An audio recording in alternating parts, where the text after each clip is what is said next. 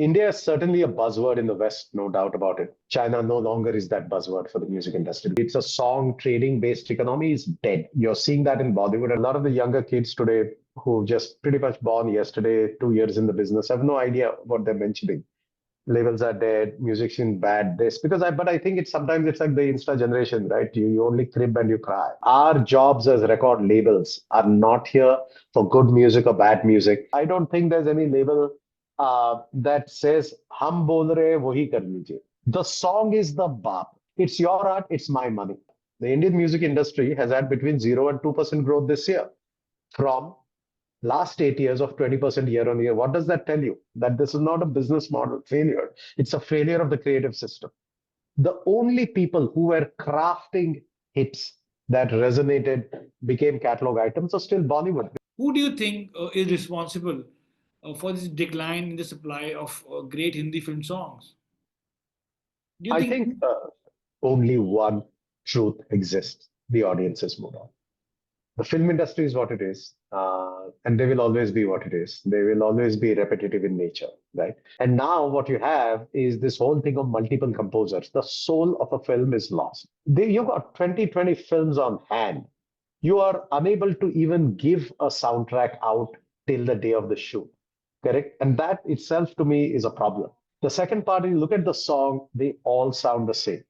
Third part, when we are screaming up from the top of our head, we are an artist first country, blah, blah, blah, blah, blah. On Spotify, the number one artist is still Arijit Singh, who's still a film music artist. Actors think they know music. You are betting crores of rupees. You're flopping money, right? Who wins at the end? Just the actor, because the actor never loses, right? So I think everyone's to blame. The music labels for putting in money foolishly, 20 crores, 30 crores, when it's simply not worth it. What are you getting out?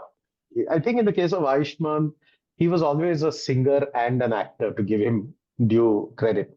Why he's doing Haryanvi, I don't know. It is a growing genre. Hopefully, it'll reach its rightful place. Today, you have Hanuman Kind, and he's doing great wonders. And I hope there are many like them.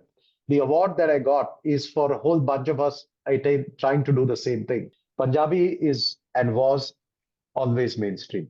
Look at every Bollywood song, you have traces of Punjabi in it, you have the hook lines in Punjabi. Punjab, as a region itself, never had the baggage of Punjabi films.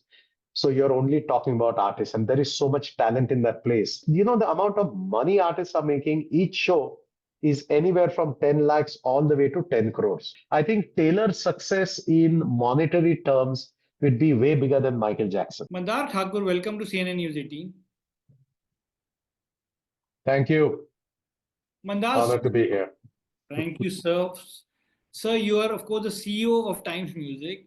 You were recently honored with the International Music Person of the Year award at MUSEXPO 2025 that was held in Burbank, LA. First of all, many congratulations. Thank you. How special is this moment for you, sir, considering that you are the first individual from India to receive such a prestigious international honor?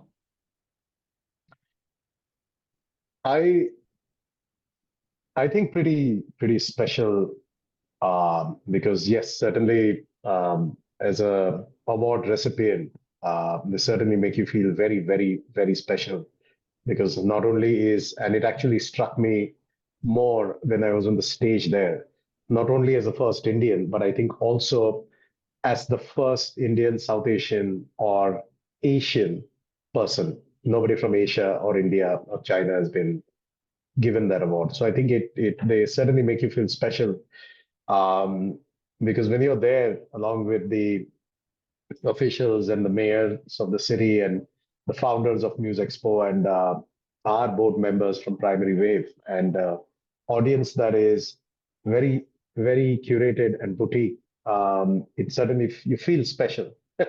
But what is important is, I think, the aura and the charm about it, that they create a magazine that is on every desk that has got your life story.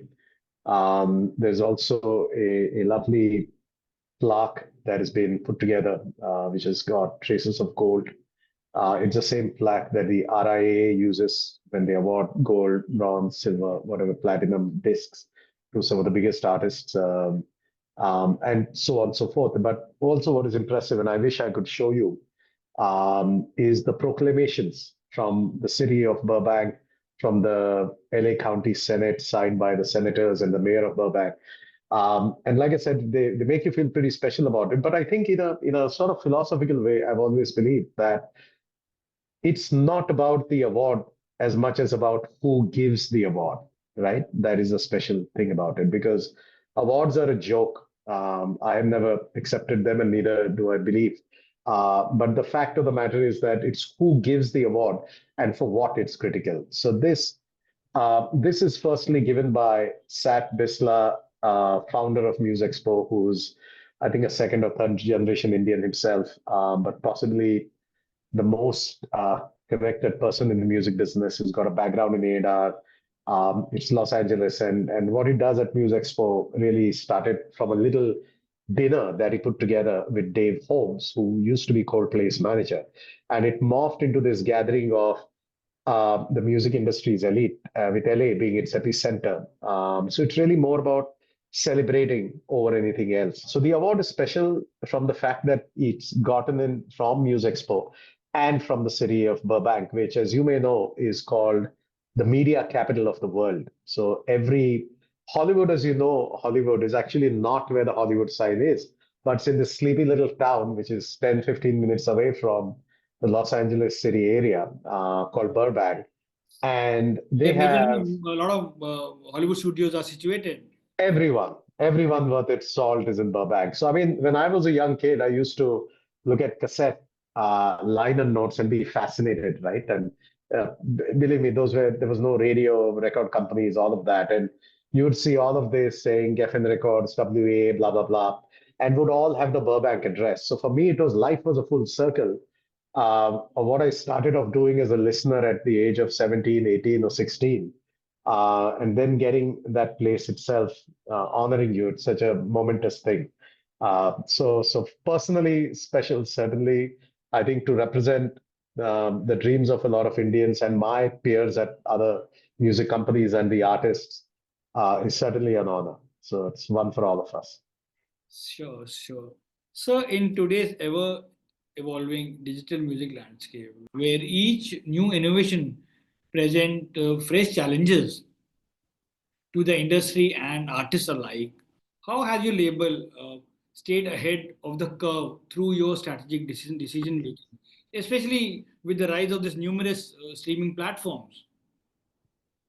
So it's a difficult question to answer as it's simple. But I think we'd like to believe that we're in show business at the end of the day. We're in the business of entertainment. We're not in a business that you make insane business plans and business models and you succeed. You succeed because of the songs and the music and the talent that you have. Everything is circular around that. So I think to keep it simple, if you focus only on those things, almost everything else falls into place. That's one. The second thing is, as Times Music, we are the perfect middle. We are not necessarily one of those global majors. We're not a company that has got Bollywood so over invested in that we forget everywhere else. And hence, I'd like to see us as the perfect middle. We were always digitally first when I joined here 14 years ago. That we literally did a U-turn, like or a 180-degree change, if you may, and we bet the whole thing on the digital future because that was what my background was. We did that. We were the first exponent of music publishing in this country. We used to represent Warner Chappell and Pay Music, and now we represent a whole bunch of really good international music publishers. We represent our own catalog. As you may know, we are a joint venture now between the Times Group and one of the biggest companies in the United States, biggest private companies in the United States called Primary Wave, which has over $4.5 billion of music assets under management, and pretty much own the estate of a lot of America's culture and legacy artists. So we've always been very progressive in our thought. We also in 2016 or 17 took a very strategic decision that we had certain paths to go to. And one of the smartest things we did, which was actually the idea of a colleague of mine, Tanas Setna, in the organization, was we created a groundbreaking alliance with the biggest Punjabi record label in the world, Speed Records. And no alliance has ever been that fruitful, that successful, and going on so strong all these years. Mostly they are transactional, term-bound distribution alliances. We've been together since 2016 Well, in I actually have a separate question for that because, sure. but which are some of the other artists that are backed by Times Music apart from say Didar Kaur? You're the first one to invest in young singers. And what is your big idea behind collaborating with other talent agencies like Nakash Aziz too released his song with Times Music recently? So your earlier question and this has a very significant correlation. So I'm gonna try and complete the earlier one. I think post Speed Records, we the alliance is simple. We have an assignment agreement. The manifestation of that is in distribution, but we look at developing repertoire. What is important is when I mentioned primary wave to you was our latest thought of staying ahead of the curve, which is ideally having a global partner with us that not only brings significant and extremely significant capital, but also has offices, teams around the world that we can use. So suddenly you're part of a company that owns America's culture and markets that culture significantly well, right? Now, when you juxtapose that to talent, what does it tell you? It tells you that that Purana Dhanda of the, okay, it's a song trading based economy is dead. You're seeing that in Bollywood, and I know we'll hopefully chat about that going forward. But it is important to note that when people talk about artists, artist ecosystems, artists first, I mean, these are things a lot of them don't know what they're talking about, right? Times Music, when we started off, we were the first label to put out the biggest independent acts. We put out Achin's first album, we put out Papon's first album, we put out Farid Kaur's first album, we found and put out Indian Ocean's first album. We've always been one step ahead, just in our DNA. And I don't think we plan it. It's just how it is, and some of it by stroke of luck. But now, when we say that artists, our thought is to grow lateral and not just stack by stack. By stack, I mean, it's not throwing one song on top of the other and hoping like hell it sticks, right? Our thought is very clearly to have, and again, it's not the most innovative, everyone's doing it. It's the beauty of this lies in the execution. Lateral growth means to realize that you're in the music entertainment economy and you're not just in a recorded music economy. And that's really the future of Times Music, which is the reason also that somebody like a primary wave of that scale and caliber chosen to invest in us outside of their, 10 other record labels that exist in the marketplace in India and South Asia. So when I say we have, just to clarify, we work with artists as a management business. We have an artist management business. We have a brands business called Times Music Brands. So within the business of management, we look upon this as management itself. So we don't behold them to recorded music contracts. That's different. That's called an exclusive recording artist. And when you say you manage them, it basically means in the case of Didar, Didar is one of the most timeless classic voices that this country has ever seen. And I think that's what was missing. You had this very transaction in the amount of singers coming in that sing to a particular audience in particular tones, very TikTokish. But I think you don't have an Asha Lata, you don't have a Shreya Sunidhi, right? You have Assis. So Didar is actually Assis's sister. And she's so fabulous. We have Arya, who is one of the best English singer-songwriters I've ever heard. If you shut your eyes, you won't know who you're listening to. She's that good. We have Sanjana Devrajan, who's an independent artist, sings in Hindi. We hope to work with a young guy called Kuar going forward. We also have this co-deal with Dharma where we don't necessarily manage Nakash. We have like I said, it's a co-whatever deal where we are invested in his career and we bring to him certain music that helps enhance that career and we share in what output that brings in. We have a similar arrangement with the Nandi sisters. They're social media sensations. They are phenomenal singers. They came out of Calcutta. They're young girls. We're trying to take them national. So we co-manage them with their existing managers. So there's different kind of deals. The idea behind that is very, very simple. We want to be able to, in a very global model, over a period of time, move away from the transactional model. आपके पास क्या है, गाना है, कितने का लेते हैं, खरीदते हैं.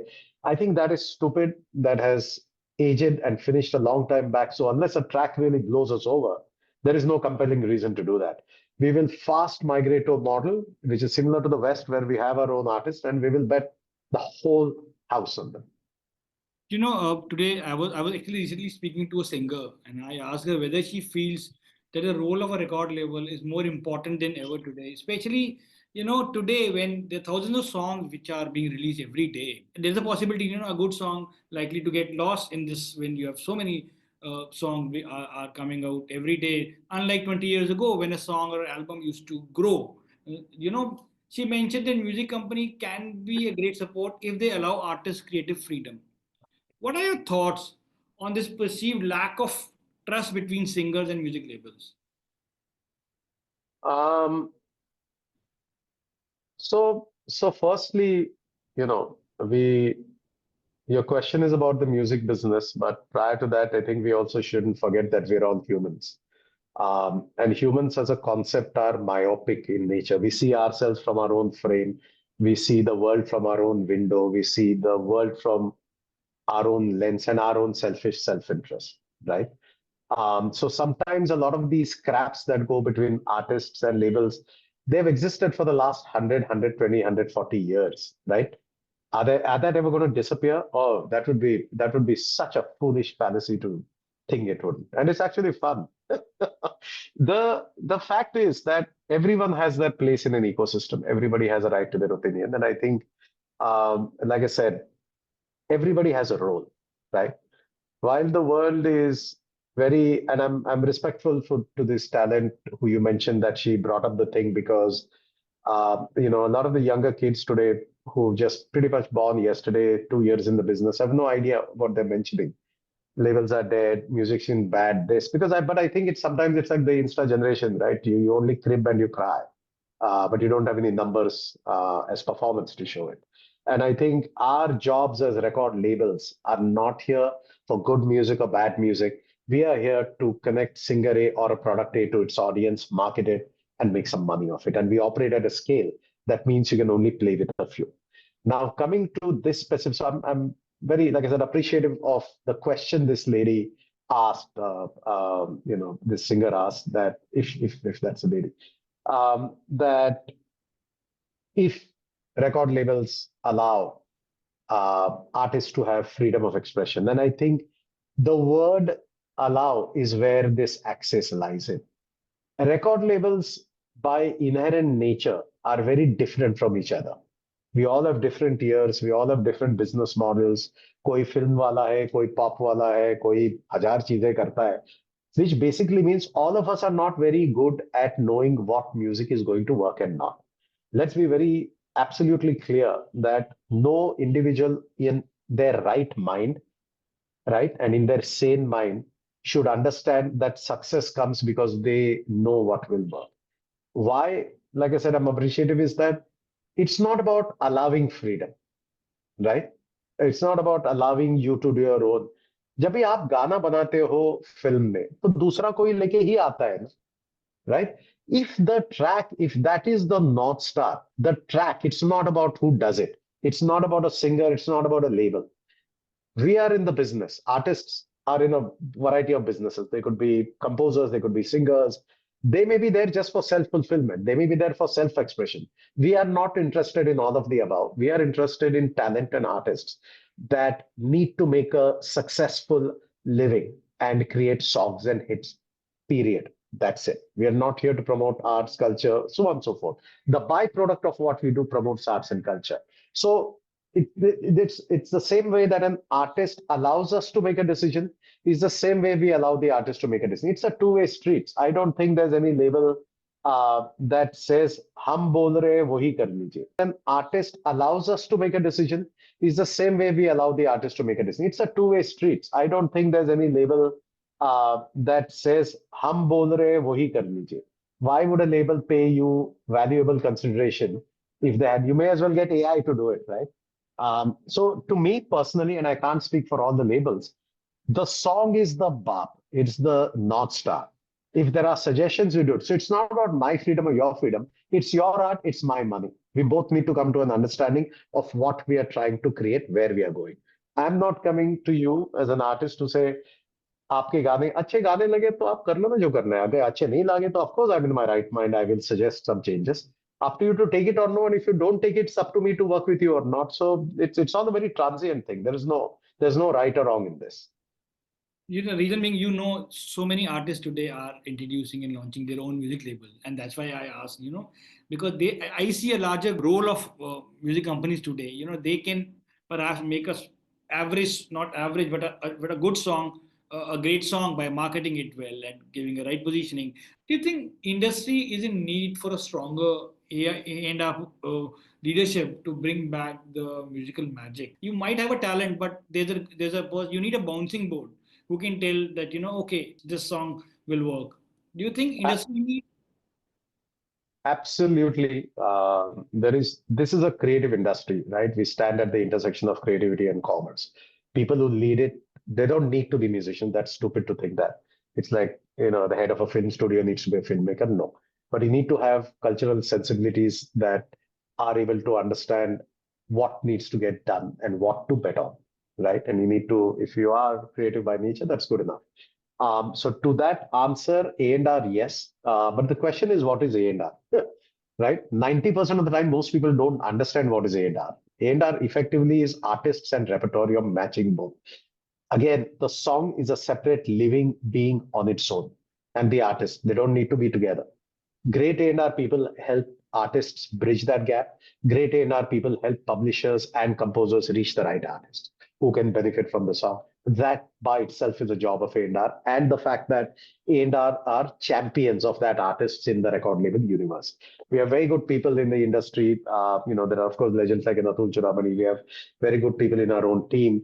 But do we need more? Yes, we need to move away from calling music content. That is for the have-nots, right? We need to move away from, I think we need to educate a particular younger generation that is coming into the music industry that buying content is a fool's game. Any idiot can do it, right? That is not called A&R. Content sourcing, content, no. A&R is about creating that song with that artist. And sourcing content and buying content is a very different job. What we need in the industry, and you're seeing that Bollywood dead as of right now, for whatever it's worth, right? But the fact is that who still, till the time that there was a great music industry, we had hits. The only people who were crafting hits that resonated, became catalog items, are still Bollywood, because you had a music composer. There are fabulous people like Nazim Dayani and Megha Bali and many others who would sit with maybe a record label's A&R, sit with a film producer and craft that music. The moment all of that disappeared and the businessman started coming in there, the soup came in there, the actor came in there, the producer came in there, the streaming guy. I mean, I can't even believe. I mean, the streaming guy is effectively, he's not an A&R guy. I mean, streaming understands consumption and where the consumption story is going. Some people in streaming would have a great ear for music. It still doesn't make people A&R people. So what happens is when you take away the core of that and everybody else is opining their opinion of what it should be, you look at the quant and you look at the result. The Indian music industry has had between 0 and 2% growth this year from last 8 years of 20% year on year. What does that tell you? That this is not a business model failure. It's a failure of the creative system. Most of the films today are underperforming at the box office. We still haven't got our big song of the year. I was looking at the charts, and it was Ranjana that was topping the chart from Dopati. It's a 2024 film. What do you think? Who do you think is responsible for this decline in the supply of great Hindi film songs? Do you I think think filmmakers doesn't have an ear for music, or understanding how to, perhaps make them part of the narrative? may I mention something? Look, it's easy to point fingers as most of the film industry is doing, or most of the other music industry is doing, or the labels are doing, the artists are doing. But when you get out of your own backside and think a little beyond, above and beyond all of this, you'll realize that only one truth exists: the audience is moved on, right? The film industry is what it is, and they will always be what it is. They will always be repetitive in nature, right? What we have to realize is that we have been dependent on film music too long, and as the music industry, we need to work with artists. Not all artists, but you need to find the special one and be convinced to bet the house on it. We are trying to do that with people like Adidar Kaur and Arya and all the other people that we've got with us. The second thing is, if you break this down into who creates the music, you'll realize that on the business side of it, large monoliths like Amazon and Netflix post-COVID have been buying at a random. The whole business model has changed. You're guaranteeing such large sums of money that producers don't care about theatrical anymore. The theatrical has become the last end of the chain. Movies are getting made. There is no bridge capital, so different people are in the business. And now what you have is this whole thing of multiple composers. The soul of a film is lost, right? The second part is you got composers who are there, particularly in the South. I mean, man, that's so crazy that these people are you've got 20 films on hand. You are unable to even give a soundtrack out till the day of the shoot, correct? And that itself to me is a problem. The second part is, look at the song, they all sound the same. Third part, when we are screaming up from the top of our head, we are an artist first country, blah blah blah blah blah. On Spotify, the number one artist is still Arijit Singh, who is still a film music artist, correct? For whatever it's worth. Yeah. So, and nothing good or bad about it. It's perfectly good for Arijit that he's managed that dominance. But come on, in 1.4 billion people, don't we have anybody who can dominate like that? And that is what I'm telling you, it's a failure of the system because every song today is sounding like Same. him. Yes, like him. The compositions sound the same. The labels are asking the same. And guess what? The bloody actors think they know music. Every single actor. I mean, dude, just go and freaking act, right? And deliver a big thing at the box office. Don't think about music. Unless, but that's what I'm saying. Sadly, the actors think they got the music. That's foolish. And I haven't heard anyone call that out. And I think as an industry, you are betting crores of rupees. You're flopping money, right? Who wins at the end? Just the actor, because the actor never loses, right? So I think everyone's to blame. The music labels for putting in money foolishly, 20 crores, 30 crores, when it's simply not worth it. What are you getting out? Then the other thing is you're giving your own songs to the movie. ये किसी भी धंधे में, anywhere in the world, you will not have this kind of a music industry concept. Until that is broken, you're going to be exactly where you are. But the universal truth is a simple truth. The audience has moved on, and the film industry, particularly for film music, is simply not in touch with their audience. And truth be told, if you look at the performance of the music industry and also the artists that are in there, only from the perspective of hits, not concerts, 17 hits only, you will realize that a lot of us have lost touch with reality, and we need to reintrospect back and figure out what we put on. So then, in your opinion, which other genre of music have the potential for the growth in coming years? Do you see a notable rise in Haryanvi pop? Even mainstream actors like Ayushmann Khurrana are now jumping on Haryanvi bandwagon. Um, I can't comment on why Ayushman has jumped on the bandwagon. Maybe the same reasoning. He maybe I mean it could. I think in the case of Ayushman, he was always a singer and an actor, to give him due credit. Why he's doing Haryanvi, I don't know. And hopefully that's a question you can ask him. But to your original question of what genres, firstly, there are no genres in music. There is good music and bad music. That's it. That's a line I've heard. The great Simon Stein, who was my first mentor, one of the biggest A&R guys in the world. He just passed away. Discovered some of the biggest names in American pop for the last sort of 30, 40 years. But and most people will look at it. It's not genre. Genres are like a herd and a wave. There's good food, bad food, correct? Yeah. And then from that you select. You don't eat bad food because the genre of bad food is doing well, right? So the first thought is that. The second is today what kids, and the genres are dependent on the audiences. So today, I think it's very good that hip hop is getting its due acknowledgement. Is it really a very big genre monetarily? No. Let's be very specific and clear about it. You're seeing it develop. You're seeing it take a long time. You got great acts. You had Divine. But Divine also eventually the name became familiar with the movie that came out that Zoya Akhtar did.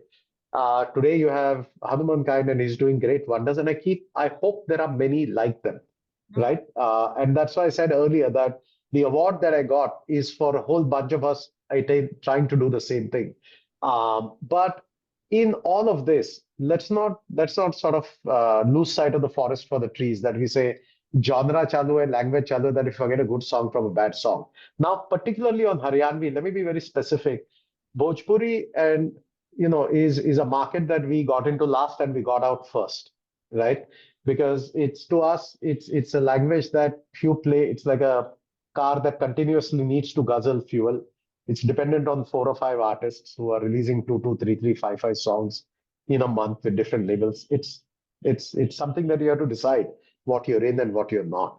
I mean, to me, when Bhojpuri is the number one language on YouTube, it's It a is, yes. ref. If you see, it's major, it's very big in Mauritius. And if you see YouTube chart, it's always the top 10 songs. Two of them will be of in Bhojpuri. It is a So you have to define a song and consumption, right? आप picture बनाते हो, आप series नहीं बनाते हो, right? So when you say a song, it is by consumption. When you say an Indian song has done 400 million streams overseas, it doesn't mean the white audience or the global audience has seen it. It means 400 million Indian people have seen it or streamed it. Correct? That's the difference.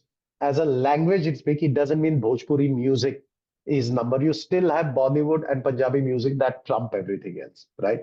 So your biggest global superstars are still Punjabi and Hindi. So the way I look at it, I think we are kind of bullish on Haryanvi, but we feel that for one reason that Haryanvi is closest to Punjabi and that it has a wider crossover appeal in the melodies and the song. So it's not it's not the genre, it's the melodies and how the song is constructed and the nature of the song that decides its viability. Number two, Haryanvi artists seem to be a lot more than the 3 or 4 that exist in the Bhojpuri space. But importantly than that, I think what the Haryanvi industry is heading towards disastrously is the same business model of the Punjabi industry. आपके पास पैसे कितने हैं मेरे को ये level इतने पैसे दे रहा है. This label is giving me that much money. So the artists are becoming very, very short term, and hence the shelf life of an artist is very short. So we fear that Haryanvi may end up going in that direction. Let's see. But I mean, is it a big trend that the whole country is rocking to Haryanvi music? No, it is a growing genre. Hopefully, it'll reach its rightful place if the artist and the talent infrastructure and the labels play the right game and not fall prey to past trends. So then, coming to Punjabi music, it seems like you really got one ear tuned into Punjab. You've been collaborating with artists like Rashmeet Kaur, Virender Barar, Harman Kang, and Kakaji. But in December, we also saw a surprising and a refreshing wave of gospel inspired Punjabi songs like Yeshu di Balle Balle, Yeshu da Janam Hoya, and Jinnah Yeshu. How do you view this emerging trend of gospel music coming out from Punjab? Look, every day there's a new thing coming up, right? What ends up sticking to the wall is anyone's guess, and you can only opine on it if But it's this is stuck on even the wall and Instagram. If you stays remember there. during Christmas on Instagram, there were like too many reels of people Yeah, dancing and somebody, I think, dancing in London to this song. I think, look, honestly, there are waves of it. There are waves that come and there are waves and go, and we have to see what sticks. I think for us to answer both your questions, we helped create what is called the modern Punjabi music industry and how it functions in this big blast when we did the first such alliance, which was the one with Speed Records, right? And that alliance defined almost everything that went beyond that at that point of time. But Punjab, we feel, is and I say this very openly, there is nothing called regional music. It would be foolish looking at each state's diaspora to call them regional. कि बॉम्बे में बैठ के उसको regional बोल दिया. Punjabi is and was always mainstream. Look at every Bollywood song, you have traces of Punjabi in it. You have the hook lines in Punjabi, right? I think ever since Karan Johar came into it, you had a lot more of the Punjabi culture coming into it, right? Also, what is important is that Punjab as a region itself, never had the baggage of Punjabi films. So you're only talking about artists, and there is so much talent in that place. Some of it is a little misled these days, but outside of that, you have good level of talent within that region, and you're seeing that in all the names that you mentioned. We've just released Varinder's new track. It's trending at number 24 on Instagram and shooting up pretty much. Some of the biggest hits of Kaka are with us. But what happens here is that we look at Punjab not as an opportunistic thing. We always look at it as a musical thing. What is closest to scale? Where are the most number of artists coming from that are spending their lives and times like mad into music? You'd still go to Punjab, right? Um, I think for Times Music, our DNA over the last, since like I said, 2016 or 17 has been part Punjabi to begin with. And now we are dominant in the South market, particularly the Telugu market and Tamil as a very large film music banner under Jungly Music, our film OST arm. So I would like to believe that Times Music has been a shapeshifter. We started off as a spiritual label. We had the biggest of indie way before the word indie became cool enough to use. We were a very large part of one half of the troika that was responsible for the remix era when it came in.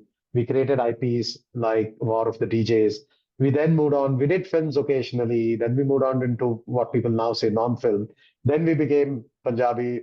Now we've got a dose of South into it. So we like to shape shift, you know.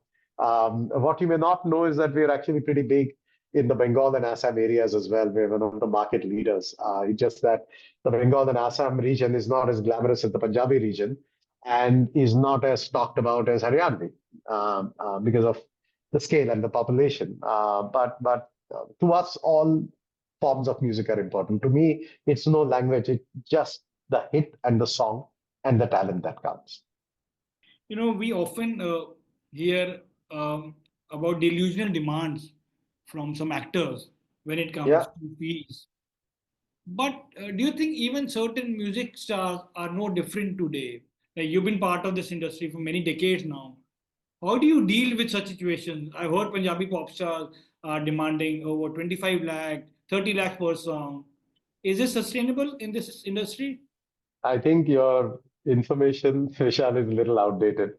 For the last 3, 4 years, some of the biggest names in Punjab have been demanding um, to the point of being deep about it, anywhere from 50 lakhs to 2.5 crores. Okay. Okay, the lower end of the wannabes come between 50 and 70. 20 lakh में 25 lakh में आजकल कुछ नहीं आता है, which is why the costs of a music label have gone up. I think the 25 sad part lakh when per you song, 25 lakh. 25 नहीं 50 70 2 2.5 crore for a song. That's what people are asking. People are asking for a 4 song EP, 4 crores, 5 crores. And I think that's a delusion that will bring the market down. You're already seeing Punjab on the down. If you look at Punjab's numbers, those numbers are not up. Where we sit at the core of the music industry between various bodies and between IMA and everything. And you have to understand that the music industry this year, we were at 20% year on year growth. Punjab is still a lucrative market. But वो Sheikh chilli जैसा होता है ना, कभी कभी ज्यादा भूख में आप खुद के पैर काट दोगे और वो खाने चलते हुए. I think that's what happening with some of the talent. You have this whole wave. See, Punjabi music has come from a different time, from the Gurdas Man era. It kind of moved on. Then you had the Hansrajans, Daler Mendi, so many amazing singers. Sukhbir, and then in the late 90s, mid 90s, you had the British Ali Asian Sagu. music wave. Yeah, Ali Bali Sagu. Sago. You had Talvin Singh. So ये घूमते रह रहा है हर जगह. And then it all died out, and then it restarted again when speed came with a lot of artists, and then you had the Honey Singh wave, and then so on and so forth. But sad part of the matter today, and there is nobody better qualified than Times Music and Speed Records to know the state of the Punjabi market. And I can tell you that very frankly, rates are not sustainable, so we will hold back. We have catalog. Then the market autocorrect itself. The rates are so silly that most artists are saying, मैं record label से पैसे कैसे चोरी करके ले लूं. Simple as that. And I'm going to call it the way it is. Because none of these guys are even remotely concerned about the performance. एक गाना flop हो गया, so you will always have to pay the same thing for a second song. That's pretty shameless and moralless. The second thing is, artists also have to be very responsive. So everybody's suddenly behind like an EP. And EP is an extended play. It's not an album. So people are just have very delusional ideas. Look, I think the actors are, of course, delusional and possibly getting delusional by the day, but I don't see how music artists who work in a 3,500 crore ecosystem, out of which 80% is from catalog, that leaves just a few hundred crores on the table. How can anybody like that be even be delusional? So an artist, the amount of money artists are making each show is anywhere from 10 lakhs all the way to 10 crores. You figure out how much the event industry is making, you divide that by the number of artists that you see in your top 20, not even the top 2000 on Spotify, and you will have your answer, right? So music has become an advertisement for some of these guys, and I think that's pretty. It's a fault of the labels too. There is no two ways about it that we have entertained, which is why I rightly said that Times Music. I think we've always been good at thinking not 20 but 100 steps ahead. So we're making the move to working with artists that are working with us long term and has invested in us, and not just a rental by the hour or by the song relationship. Today, is there a place today for a new Michael Jackson in the world, like in the world of music? Certainly, I think if you look at it, let me juxtapose. I think Because when I asked some of the Korean artists, do you think K-pop is yet to have their Michael Jackson?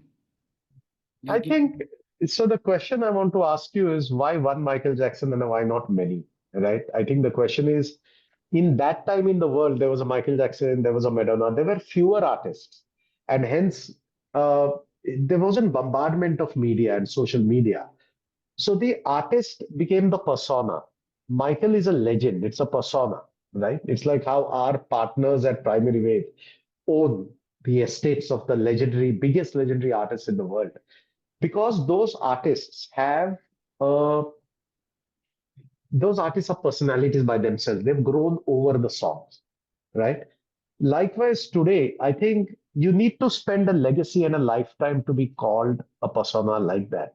As big as Korean pop it is, BTS is the most commonly known worldwide name, right? In the Western world, you'll have Taylor Swift. So I I think was about to those say that, names, yeah. yeah, yeah. I think Taylor's success in monetary terms would be way bigger than Michael Jackson's. But of course, he was at a different time and she's at a different time today. Michael didn't have the brands You think world, she's the the equivalent concert of world. Michael Jackson today in America, Taylor Swift? Many like that, I would imagine. Yeah, I think Michael was unique. I don't think anybody can take Michael's place because I think he went beyond and with the greatest respects to Taylor Swift and Beyonce and the Weekends and whoever else is there. I think Michael went beyond that because he was genuinely a star. A star performer. It's not even performer. A star goes beyond the performance. It's a state of being, right? And I feel that the artists today are excessively well calculated, well calibrated. You're looking at data, you're looking at socials, and whilst all of that helps, it doesn't help everyone. It helps a few.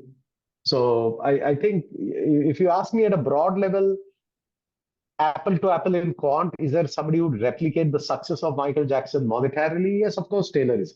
Many artists have gone way beyond Michael's success. But the question is, will people remember you 50 years hence or 100 years hence? I think that's the question, right? So time will tell that.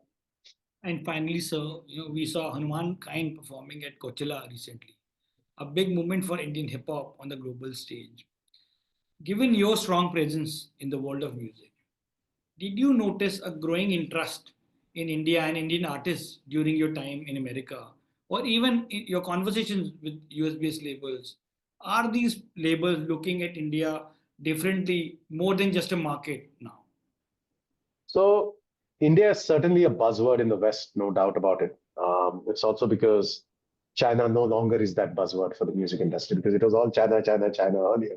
We were always second-class citizen. Now that the world is growth is divided between India first because of this large English-speaking diaspora consuming audience, yeah, on its way superpower, and then you have the Middle Eastern market that is just rising up. Whether it's a business market or a arts market, we have yet to know. You have Africa that is delivering more hits to the rest of the world. So I think, yes, India is certainly a buzzword, but is everybody on the streets going, holy cow, I'm looking at India? No. Nobody in America is waiting like we hear Instagram reports and all of that rubbish or at conferences that, let's get to the next big, the audience has got enough. If anything else, they've got more music than they can consume. So nobody's waiting with desperate, bated breath for some Indian superstar. Yes, people are waiting for something different. People are looking for hits to come from the continent. People are looking for interesting artists that may cross over. And I think that is it's important to separate the two so that we understand where. See, currently India is all right. It's not 1.4 billion people into $1 each equals to $1.4 billion, right? Half our country needs to figure out where we're going to eat from. We got other problems. It's not which music genre you like or what streaming service you go to. So I think there is that term, right? And I've used it liberally. It's called fools rush in. So the fools will rush in, and you'll have money spent. It's a cycle. It's a 7-year business cycle. So if I have to answer that in one word, yes, India is a serious buzzword. Yes, growth will come from India. Yes, Indian talent has got very serious capability and chances of crossing over globally into a non-NRI audience too. But is everybody in America waiting and only talking about India? No. I think they have bigger problems. So Well, with that, I want to congratulate you again for the big honor and looking thank you. forward to what you do next. And thank you so much for sharing your views about the music industry. Thank you so much for your time, sir, and all the best. Thank you very, very much. And like you said, what happens next? I have no idea. But I hope we'll keep making strides. But I'm always honored that you invite me. So thank you very much yourself for No, no, the good line of questioning. thank you. Thank you.